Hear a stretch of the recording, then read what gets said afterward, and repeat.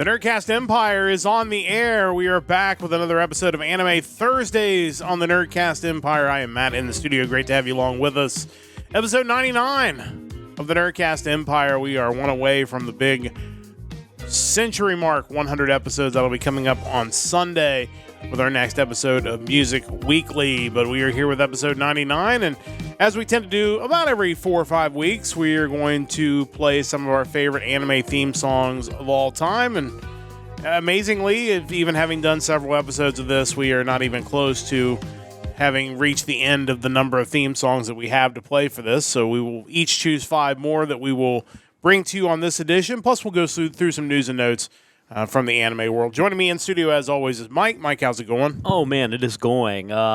Yeah, always a good time to go back and revisit anime music. Yeah, a lot out there. Still, I'm kind of amazed sometimes when I'm like, I haven't talked about that one yet, or that one, or that one, or that one. And it coming up with 5 is really, really easy still. I don't know how long that'll hold out, but I'm optimistic. Yeah, as long as the process of picking these songs is still pretty easy, we're going to continue to bring 5 of them. And there were a couple that I even searched to, like, did I talk about this, like, on a previous episode? And it's I did the same. No, evidently I didn't. So we're gonna talk about them on this episode, and we'll do that in the second section of this episode. But we're gonna start with some news, and news. It's kind of a follow up on a news story we talked about a few weeks ago. Is that Ohayocon may or may not be dead after all? So the saga continues. The saga continues. In fact, maybe more appropriately, it kind of re-emerges, because it really kind of felt like there was a lot of radio silence coming from the Ohayocon side, and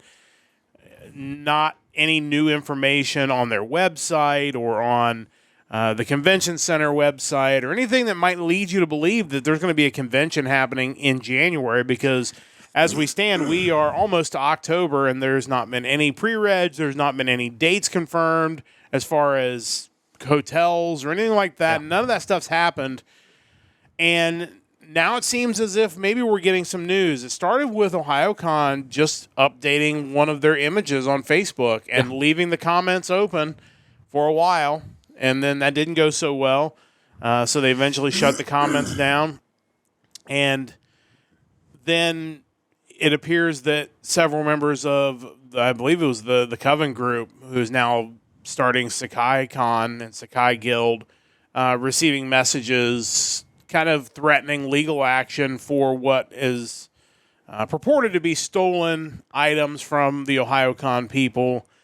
You obviously have been following a little closer, because I know you're in the Facebook group where a lot of this is kind of broken out. And again, a lot of this is, I don't want to say anything is terribly concrete at this point, but we are at least starting to get some ideas that maybe the people involved or still involved with Ohayocon are starting to emerge, and we may start having something a little more concrete in the days ahead. Yeah, I think the messages actually went out a little before Ohayocon lifted the comment embargo from their Facebook, but they kind of, from what I gathered by looking at the Ohayocon dumpster fire group and what people were saying, is those messages kind of just went out like arbitrarily to anyone who seemed to be somewhat engaged in what's been going on lately. Like, a lot of the people, I guess, weren't actually even volunteers or anyone of note necessarily, or involved in like either Sakai Con or the Coven group. It was just people who interacted, like, and it seemed like the owner of Ohayocon, Melissa, was almost just looking for information from people to see if they had anything that, I don't know if maybe would further her potential case against these people. She actually posted, I assume this must be on her personal Facebook, someone posted it to the Ohayocon dumpster fire group.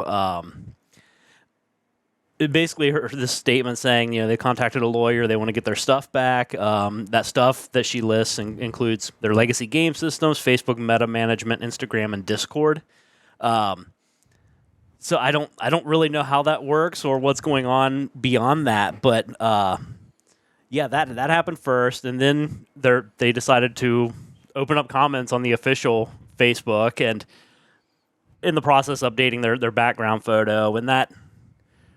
What you expected to happen happened. You ended up with a bunch of comments of people asking about the fiasco from this year, the nonprofit status of the Cultural Exchange Society, the group through which they run, I believe, the mascot logo issues involving the Red Cross. Some people just calling for them to issue a more satisfying public statement regarding the criticisms they've received over the past year plus. They remain confident that, plans will be announced soon as far as pre-registration, hotel blocks, Artist Alley opening up for applications. We'll see. That being said, the comments didn't stay open more than maybe a day or so. So, it's so strange to me. And we've talked about this before. We don't really have a horse in this race. No. We've been attendees for years, kind of dropped off both because of the pandemic and then also just maybe lack of interest in some instances where what the programming that we saw just didn't really entice us. So I'm just curious to see where this is going to go. I don't know. Yeah, I mean, kind of looking at it from the Ohayocon point that you were talking about and then kind of digging into some of her comments, for me, because I think as most people know on this podcast, I do a lot of broadcasting. And January, which, in prior to getting into the heavy broadcasting stuff, was a time of the year that I was definitely looking for a break from work and a vacation weekend, and it was kind of perfect. Now it's kind of dropped right in the middle of the conference schedule, and typically I have a game either that weekend or the weekend before. So it's one of those things that if the convention is still awesome, it is worth the effort for me to drive back to NKU and drive back to Columbus like I did just a couple weeks ago when we went up to MatsuriCon. I'm willing to do it if the effort is rewarded by having a good convention experience. Of late, that has not been the case. And so when I look at my schedule, it's like, I don't really want to spend money on a hotel or spend money on a badge for this convention that I'm not really caring for when I could easily just save that money for a time of the year that I have more free time. I mean, we've kind of found Animazement to be that kind of convention, kind of in a time of the year where I'm not terribly busy and you're not terribly busy, and it's a reasonable trip. So, yeah, I mean, that was certainly that had more impact on my attendance or lack thereof at Ohayocon more so than the drama that happened behind the scenes, because obviously this is not the first time that stuff has happened. No. It's the most public, I think, because I don't think when MatsuriCon's group kind of broke away, it was nearly as public.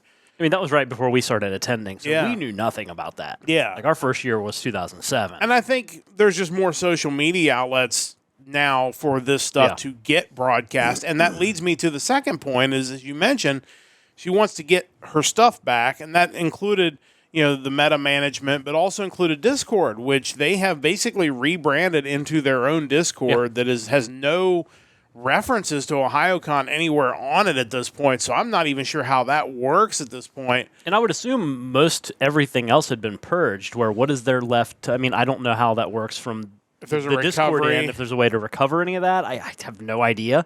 I'm glad I don't know. Yeah. Hope I never know. But going back to your scheduling and just kind of the timing of Ohayocon, for me, I love when it happens just because it's something in the winter. Yeah. It's you get on the other end of the holidays and you're like, well, now I just got to suffer through January and February, two of the worst months here in Ohio. So, to have something to kind of take your mind off of that and kind of bridge the gap between post-holidays and the light at the end of the tunnel being March, April, spring.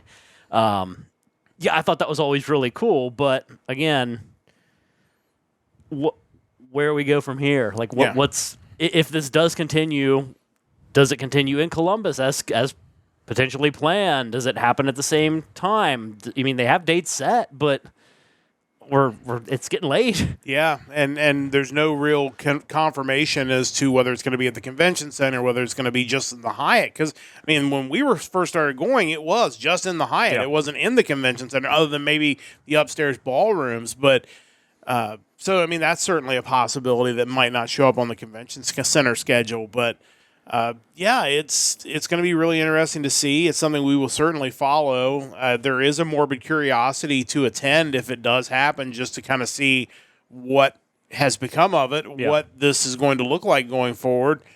Also from more of a journalistic standpoint, just to get, what do they say during opening ceremonies? What do they say during closing ceremonies? How do they publicly handle the situation with people that maybe are not necessarily supporters of theirs, just people that want to have a good time during the winter? What do you do to tell these people that, hey, what happened, turning a new leaf, we're going to give you the best show we can? I'm curious to see how all that's handled.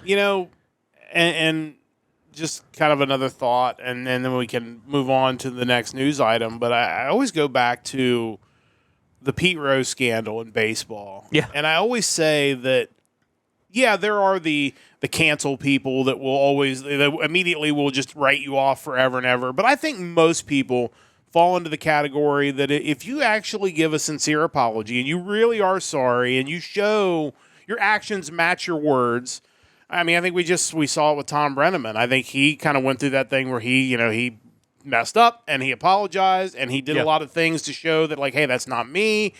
And he's now gotten a new opportunity. I think if Pete Rose had come out when he got found guilty of gambling on baseball, hey, I screwed up. I knew what the rules were. I messed up. I need help. I'm going to get help. I'm going to turn over a new leaf. I want to get back into baseball, but I also want to show them that I'm going to be a different person. I think that, yes, there would have been people that would have still said absolutely never again. But I think the general populace would have said, hey, this guy, he loves the game of baseball. He messed up in a weak moment. I still think that, had Ohayocon just come out and just said, look, like, we've got irreconcilable differences. We have made mistakes over the year. We believe maybe there were mistakes made on the other side, but we can only control us. We messed up. We're sorry. We want to move forward. Let them move forward with their thing. And I feel like we've never gotten that moment from them where they took responsibility for some of the things that they did. And because of that, now you bring the neutrals in, the people that don't have a horse in a race, and you're like, this is kind of gross. Like, you need to do something to let me know that, like, hey, you're not terrible people, and I don't mind giving you my money each and every year to go see your convention. Yeah, a couple things. I think with the Pete Rose thing, you're talking like late 80s. I don't know if we really had the same mindset toward gambling as we do now, as far as people that do it way too much have a serious addiction. Yeah. But he could have kind of been the poster child for that, hey, gambling's a legit thing that you can become addicted to. Yeah. I need help. I mean, people certainly would have looked at him more sympathetically in that case. Question. But yeah, when you come out and deny, and then even when it's found out that no, this really did happen, you're not really contrite about it. It's very like, well, and it doesn't come out that you don't admit to it till you're going to sell a book, which is how it came out. It's like, oh, okay, now that you're going to make money off of it, now you want to be honest about it. That's that's totally different. I think as far as the Ohayocon thing goes, everyone has had instances over their years at work where they don't get along with some of their coworkers. Yeah. And I think ultimately this is kind of just one of those situations that festered and just got totally out of control. That being said, if I'm at a restaurant and the servers start fighting each other in front of me, someone's coming out and apologizing to me because I'm the one that had to witness that during my otherwise relaxing time at this restaurant. Yeah. I feel like you didn't really get that from anyone really, and certainly not from the Ohayocon side of like, hey, for those people who had to kind of watch all this play out online, we're sorry. Like, you shouldn't have been put in a situation where you had to witness all of this. Also, we appreciate you. I think that's the other side to it. There are some of us, I mean, there are people that have gone to Ohayocon longer than we have. Oh, absolutely. And we had been going since 2007, which is, at this point, a long time. It's weird, but yeah, that is a long time. It's like, where's, like, our appreciation? Where's, like, people because the one thing I said last year is, like, I know you have to have a database of people who have bought badges. It might have been stolen. Maybe that was one of the things that was stolen. I don't know. But it's like, how do you not look at that and just say, like, hey, here's this. These are the people that have had badges for 10 or more years that are not coming. Maybe we send them an email and say, hey, I know you've probably seen all this stuff going on, or maybe something's going on. Like, let's give you a discount badge for this year. Or hey, if you buy a badge for this year, we'll throw in a badge for next year. Like, transparency and communication are key in any kind of customer relations, I think. And I think that's where maybe they're failing a bit here. Yeah, so we'll see what happens. Again, there's not a lot of time, and yet there is a lot of time because obviously a lot's going to have to happen in pretty quick order if there's going to be an Ohayocon. So we'll certainly keep you updated as we go forward the news and notes each and every week. Just a quick news story, something that actually broke kind of right after last week's podcast because we had talked last week about a couple of other anime-related projects going to theaters, and the news came out kind of right after the podcast that there was a spot open up for a Dragon Ball Daima theater showing, and I even speculated at the time that, hey, this may be the first episodes of the dubbed version of it coming out. Indeed, that is going to be the case, and there's a trailer out now that you can watch that does have the information about the dub. At least I did not get a chance to watch the trailer, but from the comments on it, it does sound like they believe that Stephanie Nadolny, who was the voice of the original Goku as a child in Dragon Ball, is coming back to voice him in this series. It's amazing when you watch it and you hear the voice and you're just like, oh yeah, that is what Kid Goku sounds like. Holy crap, it's been so long. But yeah, I did watch the trailer. The show looks really fun. I'm actually more excited to see it having watched the trailer and not being such a huge Dragon Ball Z fan where whatever they do is going to somehow offend me or harm my love of the franchise. I just, it looks like an entertaining show. Kind of cool. I guess they're going to screen the first 3 episodes in theaters here from November 10th to 12th. They're premiering in Japan at the Dragon Ball Daimatsuri event. Yes.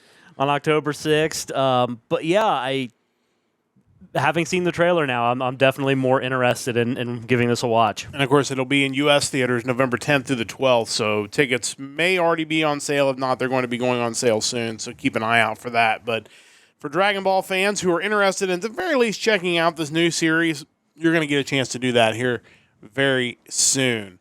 It's time to get some anime music. We have talked anime, now we're talking anime music, and as we kind of do this each and every month, we go through and we talk about 5 of our favorite anime songs that we haven't talked about previously on the podcast.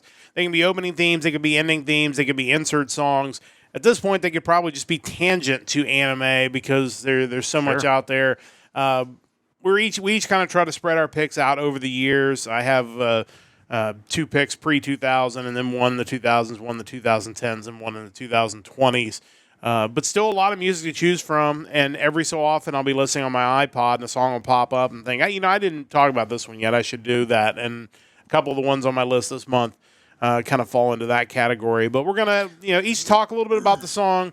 We'll play the song. So just as a reminder, if you're listening on the podcast version of this, you're about to have a time jump to the end of this podcast because obviously we can't play the musical clips on the podcast. But if you are watching the VODs, hopefully they'll make it through on the VODs. We've had a couple of instances where they haven't, and we have to edit them. So always best when we're doing music episodes, we're playing music to be there live with us. That's the one place you're guaranteed to get to hear the songs because sometimes the VODs like to eat them. So with that said, we're going to pause our podcast version. We'll be coming back with the wrap-up on the podcast. Actually, before we pause the podcast version, probably a good time to mention, you can check out our website, nerdcastempire.com. You can listen to all of our previous episodes, all 98 of them. And then, of course, coming up on Sunday is episode 100 of the Nerdcast Empire. It is Music Weekly with the music of September the 13th, I believe we are on to this week. Yes.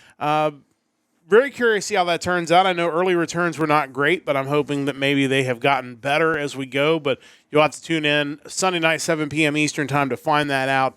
Our 100th episode of the Nerdcast Empire. Really excited to be with you for 100 episodes and beyond. That'll be coming up on Sunday.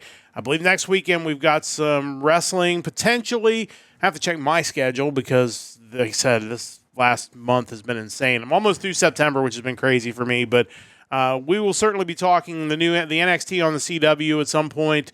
Really excited for that. Obviously, Bad Blood coming up next weekend in Atlanta, Georgia. The announcement today of a 2-day SummerSlam coming next year to New Jersey. Noted, New Jersey, because, of course, New Jersey spent all the money to bring it in. It wasn't New York, so for once, the MetLife Stadium event is being termed New Jersey, not New York, New Jersey. So always follow the money. But that should be interesting to talk about at some point. A lot of really cool stuff happening. So we'll be getting to that in the days and weeks ahead. So if you're listening on the podcast version, we're going to jump to the outro. If you're listening on the VOD, we're going to roll on with some anime music. So we're going to do that at this time. And we'll let Mike go first with his first 3 choices. And we'll talk a little bit about them. And then we'll play a clip from those themes to let everybody have a chance to listen to them. So Mike, get us started. Yeah, and it may actually be talking very little about them because some of my choices this week, information wasn't just readily available out there. I was digging for quite some time. That being said, I like to kind of jump around and highlight things from shows that I've watched. And my number 5 song is definitely that. It is the ending to Irresponsible Captain Tyler. The song is Downtown Dance by Mari Sasaki. Yeah, Tyler's got some great music. We've already spotlighted the opening theme on this podcast, and now going to get a chance to talk about the ending theme. Yeah, and she kills it for sure. Finding information on her and the song was really difficult. I did stumble into some French Anna-song website, however. According to the site, she only spent 5 or 6 years in the music industry, and she kind of pivoted more to like writing music later on after this. But she composed music for Captain Tyler, Bubblegum Crisis, etc. One interesting thing, and not even necessarily about her, is I can't even find information on who sang the dubbed versions of the themes that were on like the Nozomi, like Captain Tyler Blu-ray release. I have no idea. That being said, I mean, this song is just great early 90s J-pop to me. Like, it's just, it sets a mood that you just don't feel from modern shows, and I dig it. It's short, but it gets the job done. Absolutely, and let's check out a little bit of that now. Downtown Dance from Mari Sasaki. It's the ending theme to the Irresponsible Captain Tyler from 1993, so let's check out that ending theme now.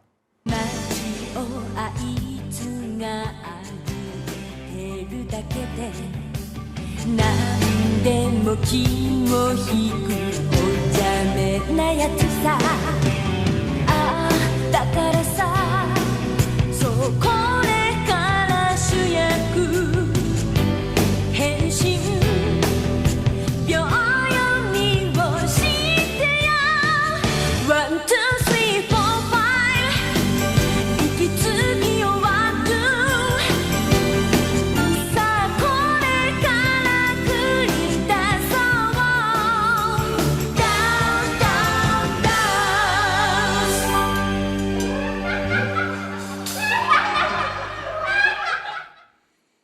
I mean, it's a show, it's a song that really fits the show. When you see episodes of the show, you definitely get that vibe that it's city pop-ish. Yeah. It's very light. Obviously a little laughter there at the end, and perfect ending for a show like Irresponsible Captain Tyler. Yeah, so different than songs I normally enjoy, but there's just something about it. It works so well, and like I said, it's short. It's like under a minute long, but just, I don't know, really works for the show. Yeah, absolutely. So that's your first pick for this week. Let's talk about pick number 2. Yeah, so that was kind of my obligatory ending for the week. I try to limit that to like one a week because I typically have more difficulty coming up with good endings that I want to highlight.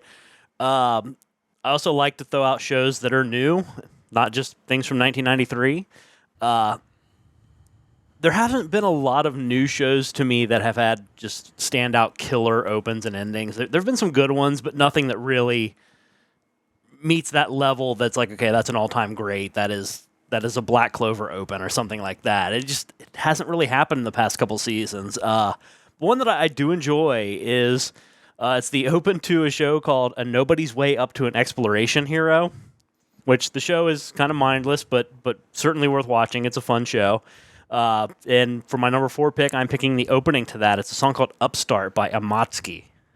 I mean, that's interesting. It's not a show I'm familiar with, but and I'm honestly behind. A lot of people probably aren't too familiar with I'm behind on openings as it stands right now, too, so definitely interested to check this one out.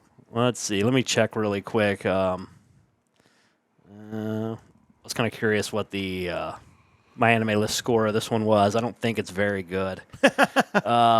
Yeah, I mean, it's currently sitting at a 5.84 on my anime list. Ooh. It is what it is. It's not reinventing the wheel. Groundbreaking. No, it's dumb and it's enjoyable to watch while you're walking on the treadmill. So, no complaints here. But Yeah, this is another one. I don't know if maybe the newness of the song had something, or I really couldn't find a whole lot of like chart information, if there even was any. That being said, Amatsky, from what I gathered, he got his start back in like 2007, mostly doing like anime cover songs. The Wikipedia said he bought Porno Graffiti's single Melissa back in the day, and that really is what like inspired him to do what he does, which is kind of cool. I don't know if we've talked about that one yet or not. I'll have to go back through my notes. I don't know if we have, but that's just kind of funny that, such a classic open and kind of an underappreciated open for Full Metal Alchemist is what got this guy kind of going in the world of music. But really cool stuff. And like I mentioned, there not a whole lot this summer season to celebrate music-wise, but I think this one's solid. It doesn't detract from the show by any means, so that's definitely not a bad thing.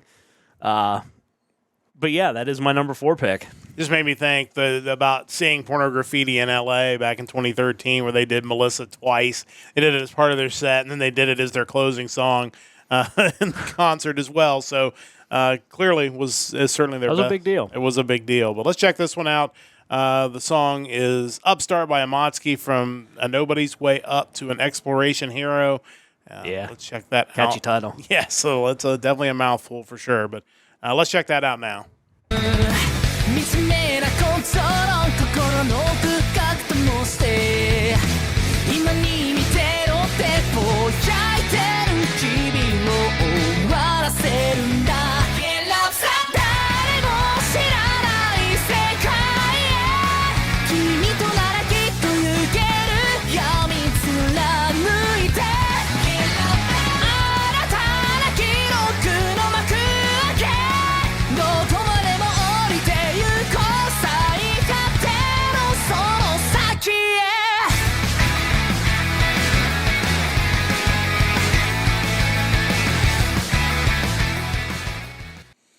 Yeah, it's interesting. You talked about him being someone known for anime cover songs. I feel like there have been a lot of big Japanese singers in recent era that do opening and ending themes that came down that path, whether they started on Nico Nico Doga or on YouTube or Billy Billy even in China. Basically, this voiceless singer. I mean, we still see it today with an artist like Otto, who's become this mega star with these mega hits and is still basically faceless. And Kuroneko, who did the theme music for Perpicome, like that's another one who's basically started as a cover artist, and then you end up doing your own original stuff, and then end up basically making it big. So yet this is another one that, and again, seems to be very much of the Japanese culture when you go online and you watch a lot of these artists who hide their identities, and then they're amazing guitar players or amazing singers or whatever it may be. That's very Japanese, and honestly, it's kind of cool. I mean, because it does allow for these talented people that maybe, have Bochi syndrome where they don't want to, maybe have their identity known, or especially female artists who maybe don't want to get stalked while they're out and about. Like, this is kind of a way for them to maintain a little bit of privacy in their life. And I think also for like the record companies, this is great because it saves them a lot of trouble scouting and training up artists. They can just pluck someone from YouTube, essentially. Yeah, absolutely. And again, I mean, it has worked, so people were certainly accepting of that, and again, it's worked out very well. So definitely a good choice for pick number 2. What do you got for pick number 3? Yeah, so for pick number 3, I at least went with a more information heavy, like bountiful, I suppose, artist and show. From 2020, I am going with the second open from the second season of Fire Force. This is Torch of Liberty from Kanabun. Yeah, obviously, this is a little bit different. Kanabun, obviously very well known, very successful. Huge act. So, no shortage of information on these guys. Yeah, absolutely. This was released on November 25th, 2020. It was the band's 16th major label single. The single reached number 38 on the Oricon and 38 on the Billboard Japan Top Singles chart. What can you really say about these guys? They pretty much nail every open song that they do. And this one is just the fourth of 4 really good opens for Fire Force. This show has tremendous music, and this is no different. Yeah, I mean it's catchy. It's like all the music they do. It's just really really good, and it fits the show really really well. So let's check this out now. It is Torch of Liberty from Kanabun, the second opening to the second season of Fire Force. So we'll listen to a little bit of that now.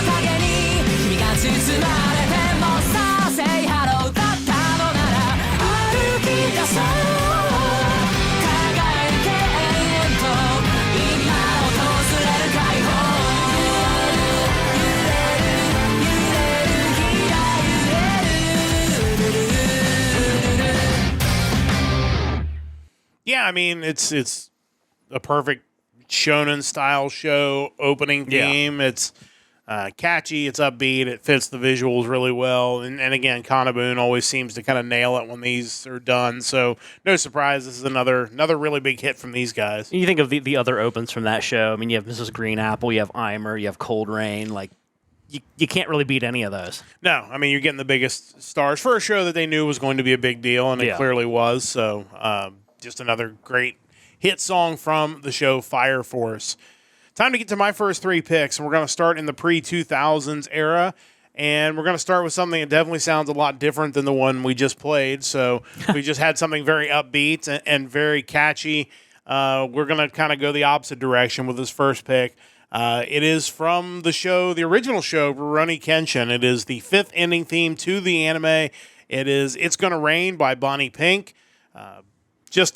It's an ending theme that it might be a song that if I heard it stand alone, I might never have gotten into it, but it works so well with both the theme of the show at this time and the visuals of the ending theme.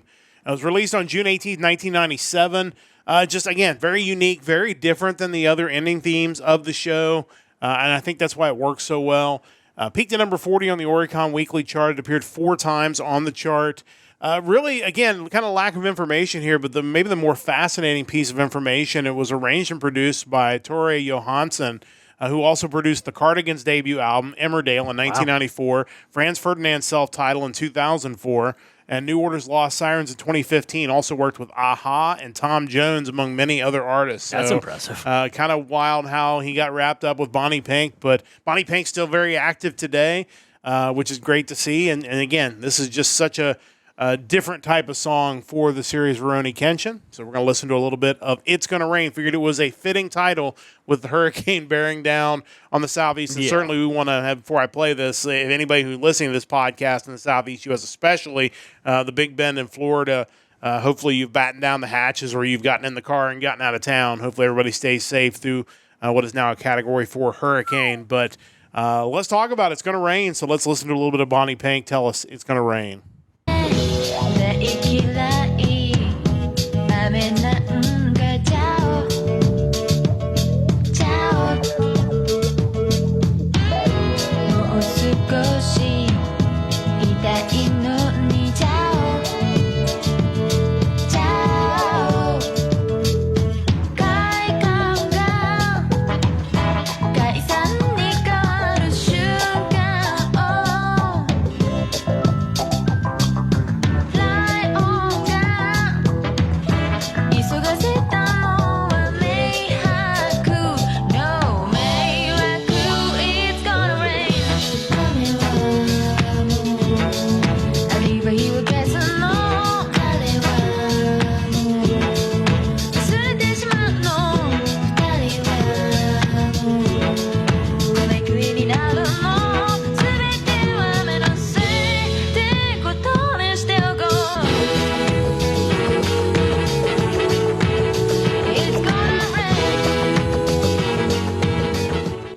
Just totally different than everything else in that show, but again, because of the way they did it, the way they animated that ending sequence, it works perfectly for the show. Yeah, and they they really went outside of the box for several of their songs throughout its run, so this certainly isn't a surprising thing. But yeah, I just, for a song like you said that I wouldn't necessarily pick up and listen to if it didn't have some sort of relevance to me, it's just such a great ending, and Kenshin is full of them. I've said before, I'm nervous about the new Kenshin going into this arc because there's just so much to love about the original run. Yeah. The Kyoto arc obviously is incredibly important to the series, and it's getting ready to start up on the new version. And the music has been fine for the new Kenshin, but to me, the music in the old Kenshin may be among the best of any series of all time. Just hit after hit all the way through the series. So. But that's It's Gonna Rain from Bonnie Pink, the fifth ending theme to Rurouni Kenshin. We're going to continue with the ending themes, as it turns out, and it's mandatory that I have at least one Megumi Hayashibara or Masumi Okui song on this list. So we're going with Masumi Okui this time. This is the ending theme to the OVA Slayers Excellent, which all the OVAs for Slayers, just like the TV series, all had great music. This is Never Die from Masumi Okui. It was her 14th single release, November 27, 1998. What's interesting about this, because I originally had found the audio clip from the actual OVA, and when I listened to it, I thought, oh, well, this is out of tune or something, like something's not right. So I saw on the Wikipedia page that the audio in the OVA version was lowered a semitone, so that actually was the audio, and I'm not sure if it was just to fit like the darker themes of the ending video of Slayer's Excellent or what. Thought it was a glitch. Turns out it was not. This reached number 32 on the Oricon chart. Also came with an OVA ED style version. This is what we're gonna play is actually the album version of this song, because that is the one I'm certainly more familiar with, having listened to it nonstop since I watched Slayer's Excellent years ago. But Masumi Okui's Never Die, again, if you watch Slayer's Excellent, it's going to sound a little different. But here is the album version from Masumi Okui.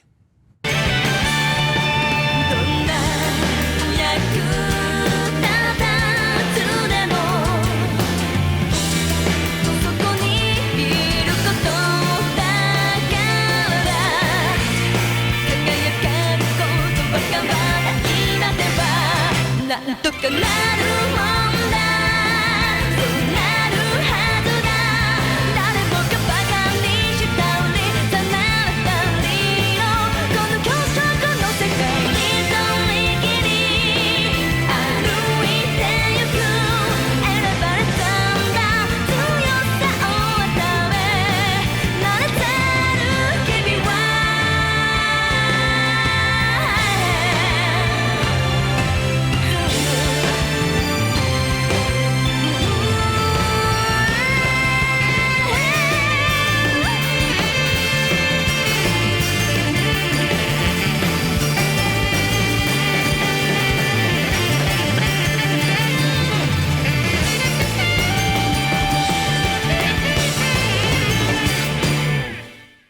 Slayer's music, whether it's the TV series or the anime or the movies, the OVAs, all have a sound to it, and this is another theme that just has that same sound. And again, it's just really well done, and kind of weird that the OVA version sounds a little different. But your thoughts on this song and Slayer's music in general? Yeah, that makes me want to go and watch the version from the OVA just to hear the difference. It's kind of fascinating. Yeah, I mean, Slayer's music always brings it. I don't know if they've ever had a bad song for any of this series or OVAs or movies. This is just another in the long line of good songs. I mean, I don't know what it's going to do to our VOD, but let's listen to a little bit of the ending version from the OVA, because, like I said, I found it online, and I thought it was a mistake. Turns out it wasn't. Let's hear a little bit of that.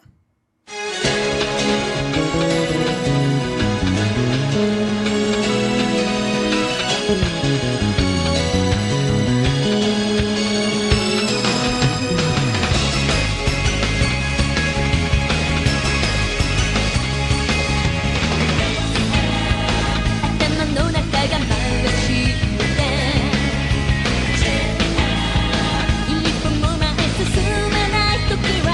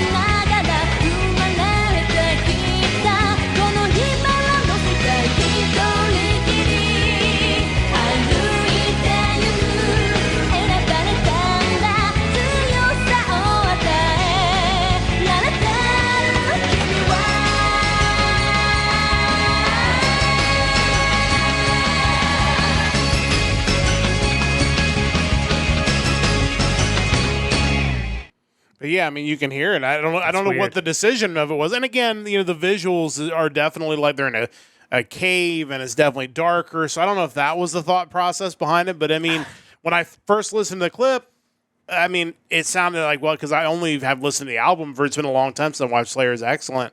I just thought, why does it sound off? Because sometimes songs get put onto YouTube and they'll speed them up or slow them down. Keep them on there. And this is not that case. Evidently, that is actually what they decided to use. But still, I mean, still good.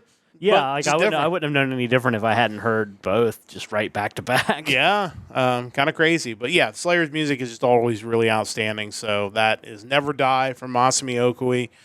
My second pick for this week, my second pre-2000s pick. The third one's a big one, maybe one of the bigger songs we've featured on this podcast, and it is from a show that I have not yet seen, and it's not entirely my fault because it's a show that has been in licensing limbo for a long time. It is the second opening theme to Macross Frontier. The song is Lion by Main and Megumi Nakajima, released August 20th, 2008. It was composed by Yoko Kanno, big shock.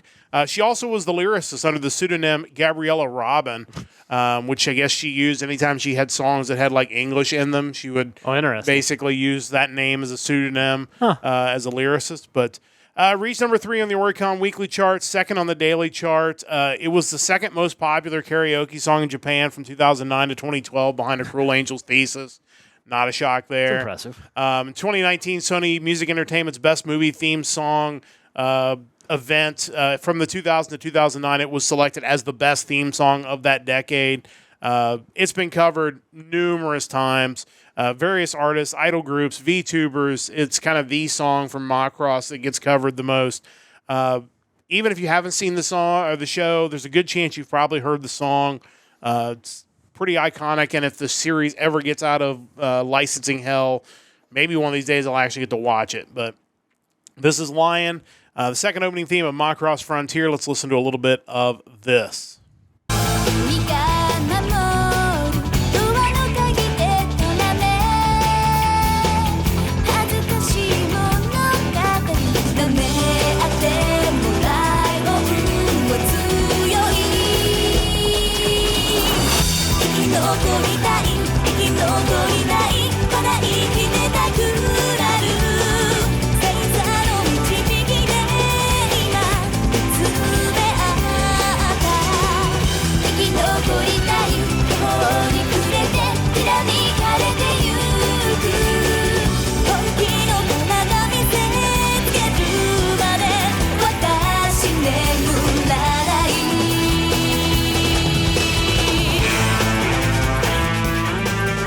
'That video on Main's YouTube channel has 20 million views in 3 years since it was uploaded. Again, one of the biggest anime themes of the modern era.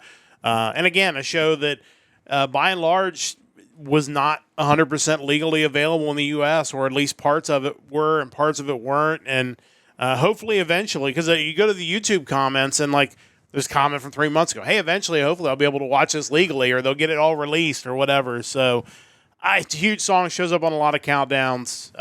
Thoughts on that one from Macross Frontier? Yeah, great song, but that's nothing new for Macross. That's a series that has had a lot of great music over the years, and similar to Gundam, just to show that I want to watch more of. Even I've seen a lot of Gundam, but I could always watch more. But with this one, it's one that I've not gotten into at all, and I would love to be able to. But what can I say? Good stuff. Yeah, definitely a big one there from Main and Megumi Nakajima duetting on that song Lion. And if you look it up, like I said, there's any number of covers you can check out for that song.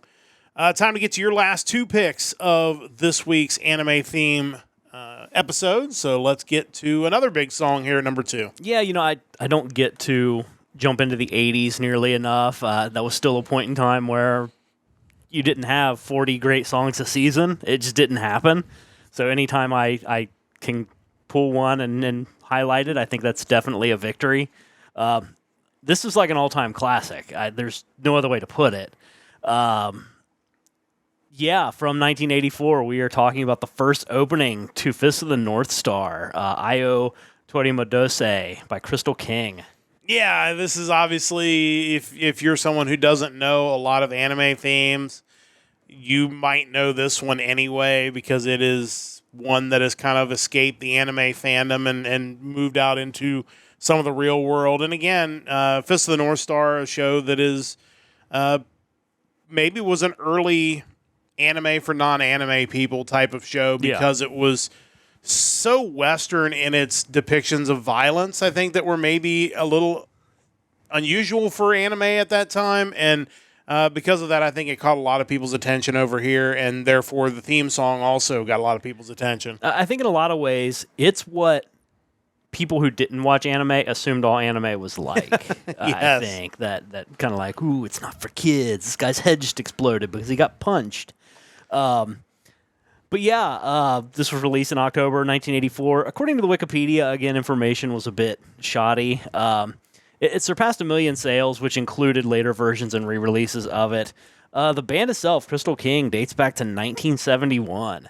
And according to Wikipedia, it listed them still being active, but the sole remaining member, Katsumasa Yoshizaki, his website doesn't seem to have been updated since 2008, so not really sure about that.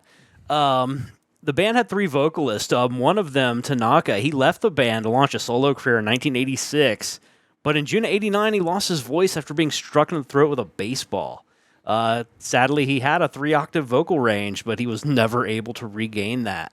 It did say that the remaining members of the band do every now and then reunite and play, and he's actually with them. So that's kind of a cool thing. I don't know how current that is. Again, Wikipedia listed them as being active presently, and I don't know if that's even true. But yeah, I mean, as far as what this show is visually, this song is audibly. It's that same, it hits that same level of just, this is really intense. And it's no surprise, being as intense as it is, that someone like Josh Barnett, MMA, Bloodsport legend, he used it as an entrance theme in Pride Fighting. So yeah, it's just awesome. Yeah, he's also a dude that clearly has a lot of respect for Japanese culture, I think, and that is why he probably gravitated toward this. Also, the violence, something he's kind of known for in his MMA career and even in pro wrestling. So, yeah, this is on the all-time classic opens here. I wasn't sure where to even cue it up because you want to just you want to capture everything. Like the main verse, or I guess it's the verse. I don't really know how the song's structured. It's weird. Is iconic, but then toward the end of it, when it gets into the more epic points, you got to hear that too. So I wasn't really sure where to go with that. Yeah, we'll get to listen to a little bit of it here, and this is again from Fist of the North Star, Iowa Tori Modose from Crystal King. Let's listen to a little bit of that now. You are shocked.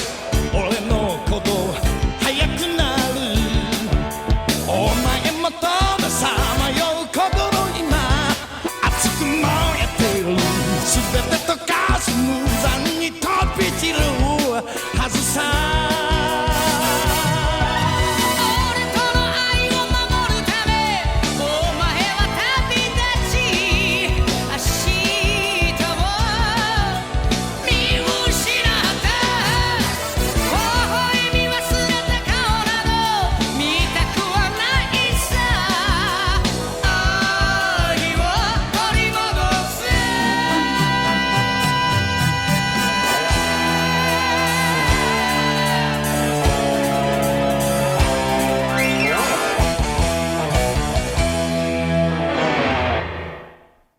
And first off, it clearly sounds like the era. We talked about how it fits the show, but it definitely fits the mid '80s as far as what anime themes sounded like in the. I mean, if you had probably replayed this over some sort of original Gundam open, it would probably work to some degree. The other interesting thing, and I don't know what the TV rules were back in the mid '80s, but the thing that immediately caught my attention watching the video is the furigana. The fact that all of the kanji in the theme has the hiragana or katakana listed above it, which is something that's typically reserved for children's programming. It's for the kids. Because they expect the children not to necessarily be able to read all the kanji, so they will put the furigana above it. This is not a kid's show as far as I can tell, but I do kind of wonder what time of the day this show aired because that is a lot of shows now. You would not see that if it was not something geared towards children. Although, unfortunately, that is kind of one of the things that went away. I think probably because you don't have to burn things into animation anymore. Is like the hard coded kanji or Japanese writing at the bottom with the lyrics. Like I kind of miss that era, and there are still some shows that do it. But this is clearly, it's just interesting at the Furigana immediately, like, well, every single kanji has a reading above it. Yeah, clearly. But the only thing was missing was the clock in the corner of the screen that tells you what time. There's a 5 a.m. Yes. But no, I mean, Fist of the North Star is legendary. It's a legendary theme. It's perfect for the show. And again, I think Fist of the North Star is definitely a show that I did not appreciate nearly enough when I first started getting into anime. It was kind of a little too far over the top, but it's one now that I probably could go back and watch and appreciate it for what it was trying to do and not compare it to the shows I was watching in 2005 when I first really kind of got into anime fandom. Once you've watched a couple older shows, I think you kind of get over that. Like, it clearly looks better than the original Gundam from '79. So, yeah, for sure. But yeah. Also, if you've ever played for the Nintendo Switch, the fitness boxing game, Fist of the North Star, they got this great kind of like BGM version of that song. I mean, if that doesn't get you excited to throw punches, I don't know what would. Yeah, definitely a perfect theme for that. So definitely worth checking out. Again, the first theme to Hokuto no Ken, Fist of the North Star from 1984. One more pick for your week of anime picks. What do you got for us for the final pick? Yeah, this is another heavy hitter, and kind of interesting that I picked a song from this show after also picking something from Fire Force since they are related. This one takes us back to 2008. It is the second opening to the anime Soul Eater. It is the song Paper Moon by Tommy Heavenly Six. It's another show that had great themes. And I think most people who are maybe casual anime fans or maybe didn't get into Soul Eater will recognize the first song from that show because it was the one that I think was in a lot of the promotional materials when it aired on TV over here. But I would argue the second opening theme might be a better song than the first one, and that's not taking anything away from the first one, which is obviously great. Yeah, the riff in the first one is iconic for sure, but I do feel like it doesn't hit as hard as this one, just having watched the show. Like, this one has more of an effect on you. The song itself was released on December 10th, 2008, and is Tomoko Kawase's 16th single, 9th as Tommy Heavenly Six, peaked at number 10 on the Oricon singles chart. Also appeared on her compilation album, Gothic Melting Ice Cream's Darkness Nightmare. So if you're on CD Japan, you can get a hold of that. I'm sure it's amazing. But yeah, anytime the second opening hits and it kind of feels like it ups the stakes, I think it's great. And obviously the first open's great, but this one, to me, just takes it to that next level.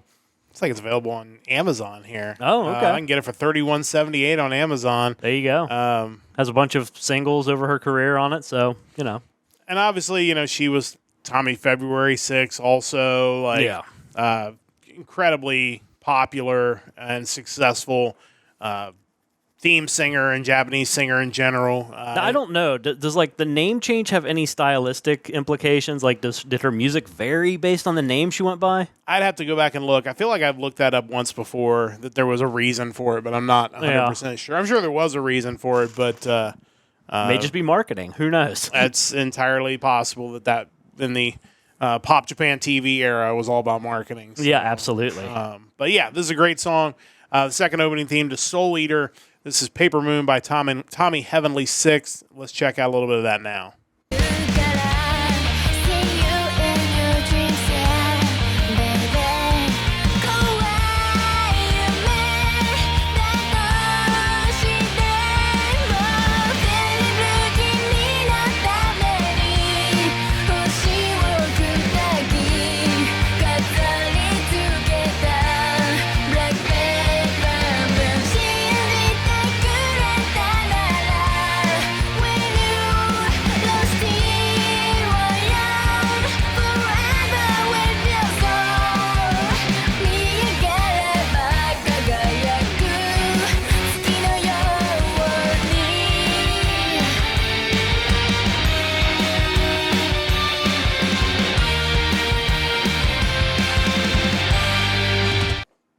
Yeah, again, great stuff. Great theme for a great show. And Yeah.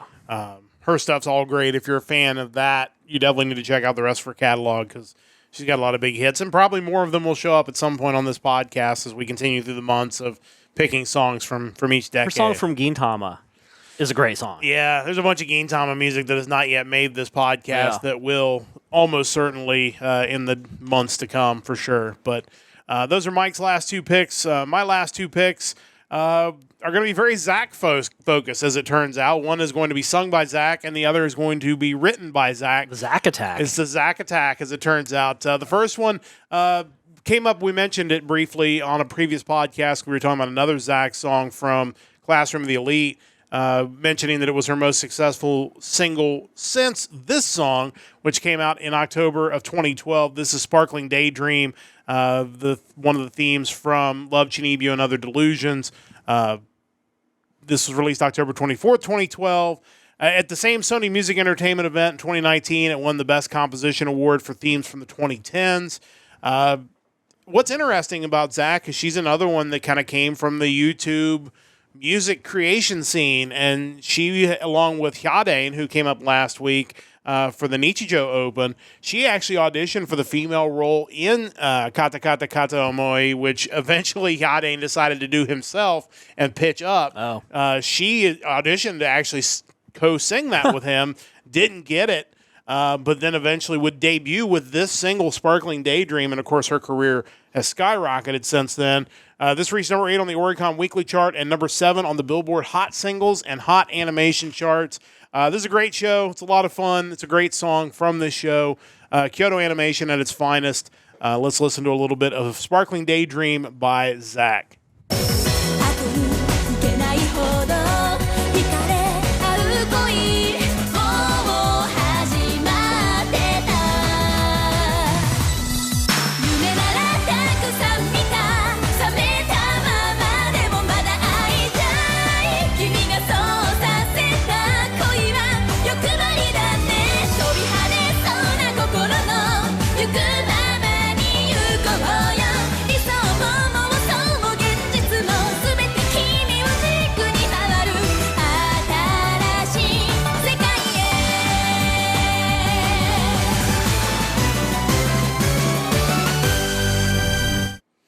And again, I mean, she really knocked it out of the park with her debut song. And again, it would only really be up from there for her. She continued to do more great music, both singing-wise and, as we're going to mention in a moment, writing-wise. It's going to come up in our final song of the week. But thoughts on Zach's debut song? That song seems so much more bubbly and optimistic than anything she did for Classroom of the Elite. Yeah. Like, with all those songs just kind of feel like sinister in a way.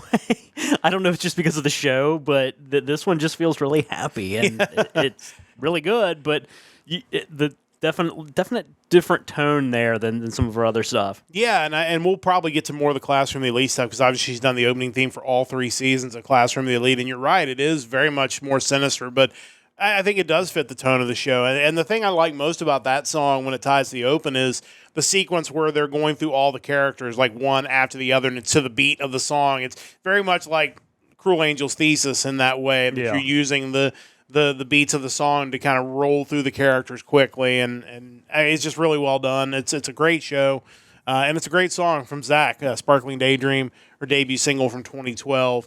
That is my next to last pick. My last pick is going to be a song written by Zach. We're going to continue on with, because I've, like Mike said, new music has been a little tough to come by from the new stuff. I feel like I've picked some of the obvious ones, but I still have a lot of Bocchi the Rock stuff I haven't picked, so we're going to continue on down that road.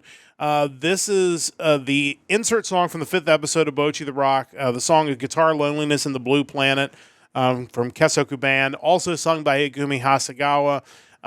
But the lyrics written by Zach, who actually covered the song in the Crossing YouTube series. So if you want to see her take on the song, her own song, I guess, since she wrote it, you can check that out. As of March 24, it had exceeded 50 million streams, had received a gold streaming certification from the RIAJ. We've mentioned before this album peaked at number 1 on the Oricon chart, and the Japan Hot Albums chart was certified gold physically as well. This single was released November 6th, 2022. Just another great track from this show. We're going to listen to a little bit of Guitar Loneliness and Watch the Show. This was the song they auditioned with when it looked like maybe they weren't going to get a chance to keep using the Starry Space to continue to play unless they proved they were making some improvements. And this was the moment that I think the rest of the band realized that Bochy could actually play guitar, and it kind of took off from there. But again, just another great rock song. They just churned them out for this show, and excited with the news that they're going to be showing the two movies coming up next month in theaters. And really looking forward to what I would imagine will be eventually a season 2 of this with more music. I'm excited more for the music than I am even for the show, but both of them were great. But this, another hit off of that album. Mike, your thoughts? Yeah, we've talked about it before. I love how Japan, they'll still create these things that are rock-centric, that celebrate the idea of playing guitar and joining a band with your friends. And you never see that over here. Yeah. And it's really disappointing. And you know, when you go to rock concerts, you want to, something like Sonic Temple may be a little bit different. You may see a younger crowd, but not enough of them. It feels like in so many ways, rock music's an old man's game here.